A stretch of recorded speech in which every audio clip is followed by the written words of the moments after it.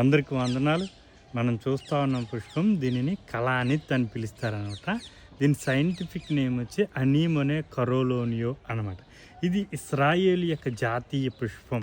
2007 Beijing సమ్మిట్లో ఇది జాతీయ పుష్పంగా మనకు ప్రకటించారనమాట. అయితే దీనిని పరిశుద్ధ గ్రంథంలో పరమగీతముల గ్రంథంలో దీనిని షారోను పుష్పము అన్నారు, వళ్ళీ పద్మము అన్నారు.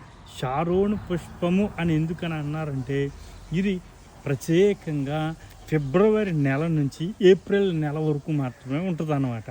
మన భాషలో చెప్పుకోవాలంటే లెంట్ సీజన్లో ప్రారంభమై ఇదిగో పస్కా అనగా ప్రత్యేకంగా మరి ఈస్టర్కు ఇది సమాప్తం అవుతూ ఉంటుంది అన్నమాట. ఇదిగో మీరు చూస్తున్నారు బ్యూటిఫుల్ కళానిత్ అనబడినటువంటి ఇశ్రాయేల్ జాతీయ పుష్పాన్ని మీరు చూస్తూ ఉన్నారు. ఇది క్రీస్తుకు సాదృశ్యం. ఎందుకంటే ఆయన రక్తమునకు, ఆయన సిలువేయబడటానికి ఇది సాదృశ్యంగా కనబడుతున్నది. ఇదిగో షారోన్ రోజ్ ఆయనే. ఇదిగో ఏమంటారంటే పరమగీతం గ్రంథంలో షారోను పుష్పం వంటి వానిగా యేసుని పోల్చుతుంటారు. ఎర్రని ఈ షారోన్ బ్యూటిఫుల్ పుష్పం యేసుకు సూచనగా ఉన్నది.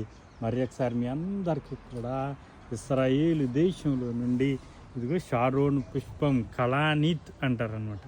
ఈ పుష్పం యొద్ద నుండి మీకు నా శుభాలు తెలియపరుస్తున్న మాటలు ముగిస్తాను. ప్రభు మిమ్మల్ని దీవించును గాక.